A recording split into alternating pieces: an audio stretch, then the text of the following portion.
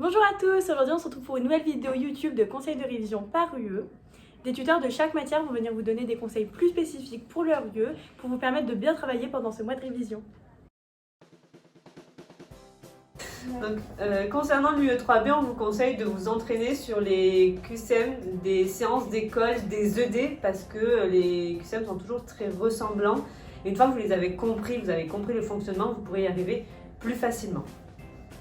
Nous vous conseillons de venir au concours blanc, ça vous fera un réel entraînement vis-à-vis du jour J, ça vous permettra de vous mettre en condition, notamment de savoir aussi comment vous gérez votre temps. Si vous bloquez sur un QCM, n'hésitez pas à le passer, en effet il vaut mieux réussir 10 QCM vraiment bien plutôt que 12 à moitié. Et surtout, croyez en vous et allez-y tranquille, ça reste un entraînement, il vous restera du temps pour réviser pour le jour J. Salut, on va vous donner des conseils en anatomie. D'abord en UE5, puis ensuite moi en ATC et Josh en APB. Donc déjà, on va un peu se répéter, mais les schémas, c'est quand même primordial en anatomie, donc il faut beaucoup les travailler. Si vous avez le temps de les redessiner, bien les relire.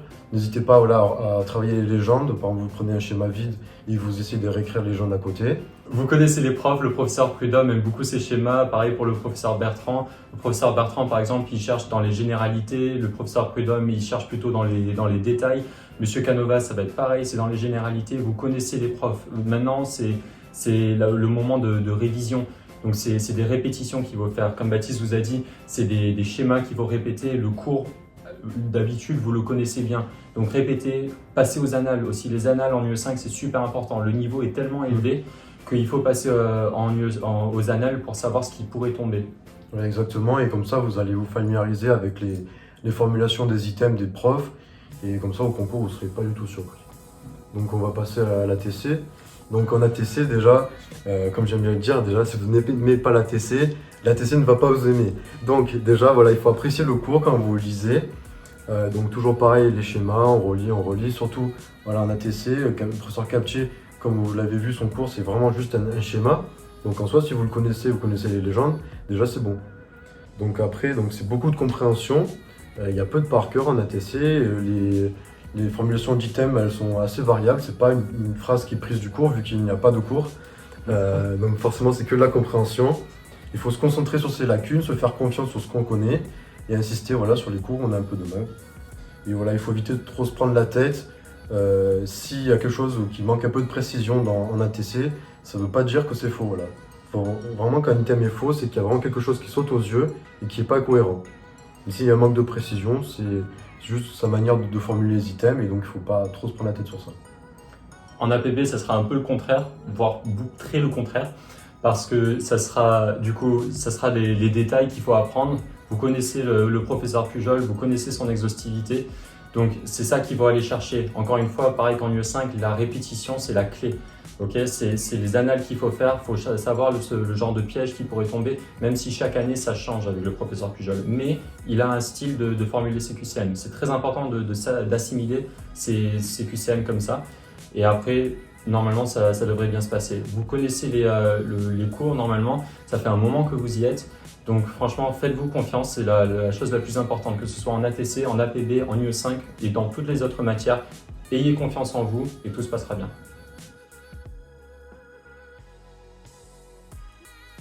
Donc tout premièrement, être régulier dans ses révisions c'est important parce que comme vous savez, il y a beaucoup de cours en UE7 et donc pour pas oublier les premiers, c'est bien de les revoir souvent.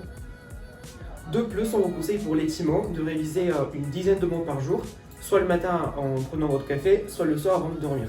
Petit conseil particulier pour le droit, c'est important de revoir le D que vous avez fait avec Monsieur Monziol parce que ces QCM ressemblent beaucoup à ceux qui font lors de son ED. En plus de ça, on vous conseille de faire les annales, que ce soit les annales du concours ou les annales du tuto, mais par contre soyez vigilants sur les changements, notamment en santé publique et en droit.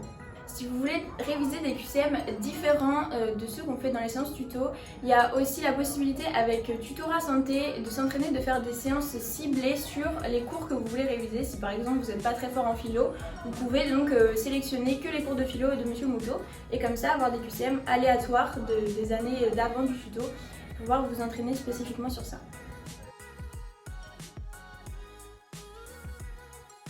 Tout d'abord, on vous conseille de reprendre les séances tuto que vous avez du mal à mettre en QR. Peut-être comme ça, vous allez vous inspirer.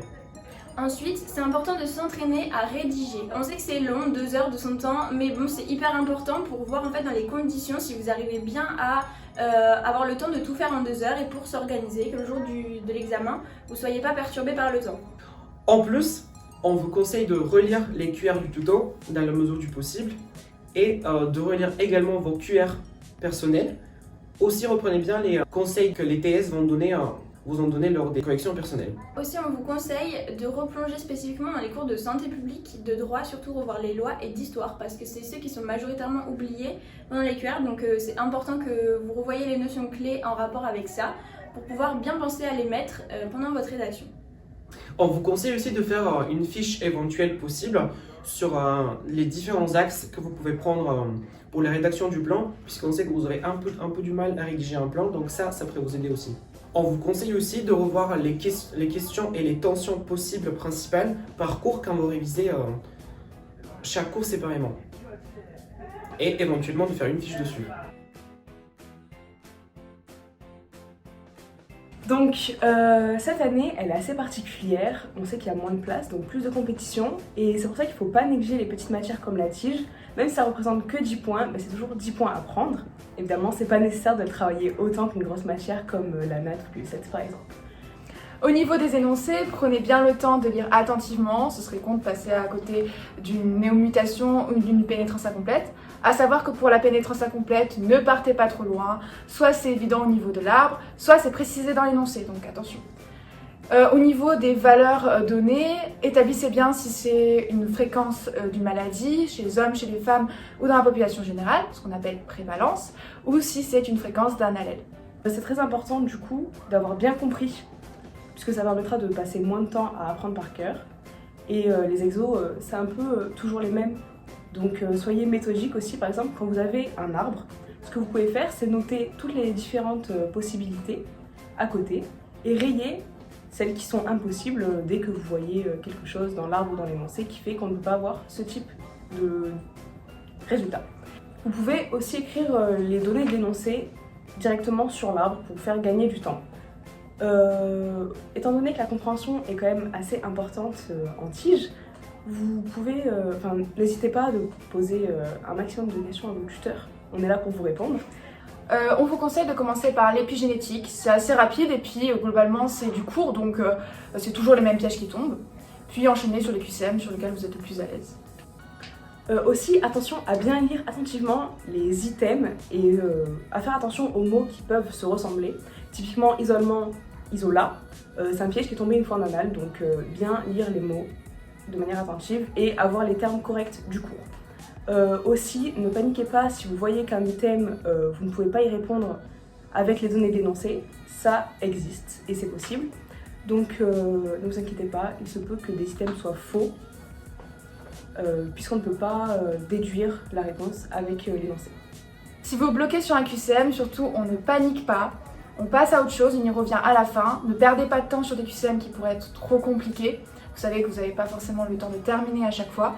Et n'oubliez pas de remplir vos grilles et attention au décalage. N'oubliez pas non plus que vous n'avez pas la calculatrice, donc il est très important que vous vous entraîniez sur les calculs à les faire de tête ou en tout cas à les poser rapidement sur votre feuille.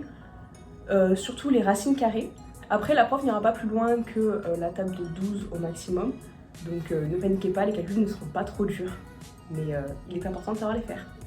Toute la Chine Team vous souhaite bonne chance pour les révisions. On vous soutient. Bisous. En physiologie, ce qui est important de comprendre, c'est que les profs de physio, ils sont pas là pour vous piéger sur des détails inutiles. Il faut vraiment que vous arriviez à avoir un raisonnement global, réussir à comprendre comment est-ce que les organes ils vont pouvoir interagir les uns avec les autres pour au final permettre une réponse physiologique globale. Et en général, vous avez un peu trop tendance, je pense, à vous focaliser sur des détails qui importent peu aux professeurs. C'est vraiment important de prendre du recul et d'arriver vraiment à comprendre la globalité des choses, la globalité des processus physiologiques dont on vous parle.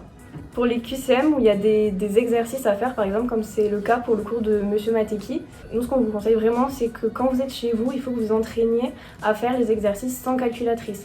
Parce que le jour de l'examen, elle est interdite Et vraiment, ça va vous permettre de réapprendre ou d'apprendre à faire des calculs de tête, parce que c'est quelque chose qu'on a tendance à rapidement oublier. Et comme ça, vous pourrez prendre la main, et en général, c'est vraiment pas des calculs qui sont compliqués. On va juste vous demander de multiplier par 0,2 et c'est vraiment des choses qui sont faciles à faire, une fois qu'on a compris comment ça se passait. Pour les calculs, pareil, faut, une fois que vous avez votre résultat, que vous assuriez que le résultat en fait, il soit cohérent. Par exemple, quelque chose de tout bête, on ne peut pas avoir plus d'air à l'intérieur du poumon qu'à l'extérieur, qu'au niveau de l'air ambiant.